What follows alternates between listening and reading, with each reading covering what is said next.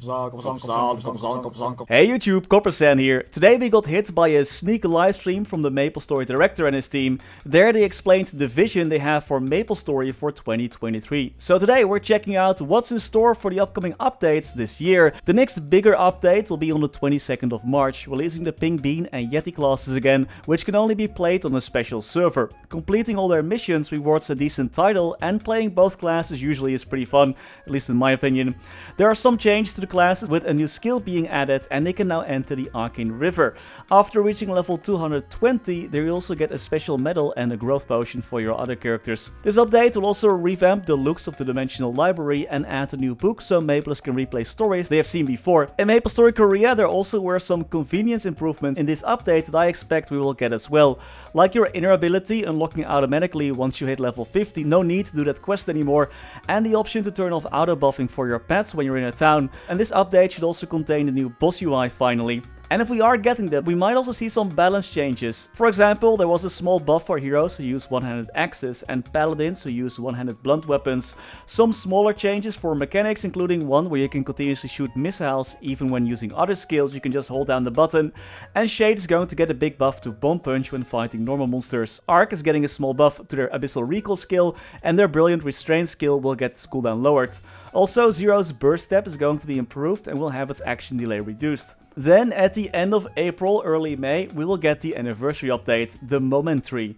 Here you can take care of spirits by, you guessed it, capping some points. There are rewards and skills to level up, which is great for both when you're grinding and for your bossing and bossing mules. A special hunting skill will be added as well. There is a Punch Style King event with moles, and more importantly, for everyone that's growing their account, there will be another leveling up event similar to that swimming lane event we had in the Maple Hotel event, if you remember that one, allowing your characters between level 141 and level 199 to gain anywhere between 1 and 10 level ups per run, and the further you are in the event, the more you can use it, up to 3 times per day, so that's definitely interesting for everyone looking to grow their Legion or Link skills. There is a Haunted Wardrobe event where you can get EXP on a character from level 101 onwards, which also looks pretty interesting. Videos by Orange Mushroom Block, so make sure to check him out as well. And of course there will be various event stores and minigames can be played as well. For the summer update, there are a ton more changes coming our way. This update will most likely be released in June, the 14th of June to be precise. This update is called Savior and will bring a ton of changes, a new high level area and a new boss. Most classes will receive buffs, but there will be some minor nerfs as well. For example, Mihal will get a small nerf, like a 5% final damage nerf. There will be buffs for Evan, Nightwalker, Nightlord, Mercedes, Dual Blade, to name a few, and even new skills will be added for Zero and Kinesis. The EXP required to level up will be reduced between level 220 and 260, and the amount of symbols obtained from daily hunting quests will be increased. Daily quest EXP will be increased as well, and to top that off, all the other daily missions in the Arcane River, like for example the Hungry Mutopicue, will be changed to weekly quests instead of dailies. You'll only have to complete it 3 times per week, which is definitely very convenient, I love that. Star Force will be changed as well. Items below 15 stars can no longer be destroyed, and the amount of stars will no longer drop below 15 stars either, but the price for Star Forcing will be increased. The new Thief class Kali will be added, and Hyper Burning will return this summer. The new class Kali cannot be Hyper Burned, but will at least always be Terra Burning, so there is that. So with that out of the way, let's get into the new information that was released earlier today. What does the rest of the year entail for us? What are they planning? What's their vision? Well, to be fair, nothing concrete was mentioned, but the lead of the planning team did talk about the vision and what they are working on for the rest of the year, like what their focus is. So the first thing was that the hurdle to reach level 260 will be reduced further, so the EXP required to reach that point will be lowered even more, and Nexon is planning to reduce the amount of time needed to get enough Sacred Force that is needed to fight monsters in the Grandis area, plus they are looking into adding other meaningful ways to get stronger, so maybe even another upgrade mechanic or another type of symbol that you can upgrade, something like that. The untradeability of endgame gear is currently also being discussed. Currently it's too hard to upgrade those if you're looking for spares, and they're looking into ways to alleviate this. There also are plans to reduce some of the random boss patterns that are unavoidable, like getting teleported by Lucid whilst he just spawned a dragon so you instantly die. Then Magnus and Darknell their meteors, for example.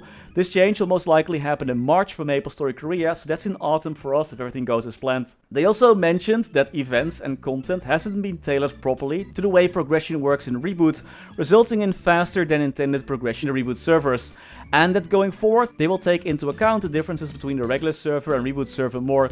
So we could expect some changes to Reboot coming rather soon. They also want to target boss carries so players cannot skip content by getting carried by a higher level character, because this defeats the idea and vision they have for the Reboot server.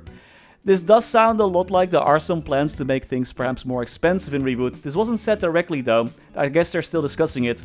But in any case, I would much rather see bigger buffs for the regular server so their progression is made easier instead of nerfing an entire server, the Reboot server. That's just my 2 cents on the issue. That's all that's confirmed for the roadmap and vision for the remaining of the year so far. Anything you're excited or worried about, let me know in the comments. And as always, many thanks to our members for making these videos possible. Special thanks to Niels de Coninck, Raar maar waar, Sebastian Hanoy, Ryalias, Terry Kim, Vareese, Mora, Wiley, Historycanon, BackSpaceOTI, Saffronyx, Ziggy, Flidiot, Knifesu, Cloudfix, Gussus Rodriguez, Digby, Vira, Trevor, Michael Menchaca, Ratius, Justin Vale, Silvio Nato, Afterlord_MS, Striker Elk, Tidal 1 Pun, Radical Jaws, Riser RU, Sir Tito 655, Mathias Simonsson, PC Game Life, The Passenger, Martin Panzik, Conrad Crystallis, Ace Light, Mr. Narc, Ben Wolf, Max Bernhardt, Muka 1017, BNB King, Scotty Flies Fast, Priscilla, Brendon Cam, Vake Botnet, Fecko, Victor Sundstrom, ceemak, Only, Rashid Alarudi, Gerlando Balavia, Gianfranco Calderon Canavero, Lucky Beats, Mathinu Def, Gummy Bullet, Lord Fazil, Spats D. Kaiser, Zunnen, That Archie Guy, Grogro, Grable Egg, and Louis Bento Brandau. Thank you so much for watching, stay safe, and as always, happy mapling.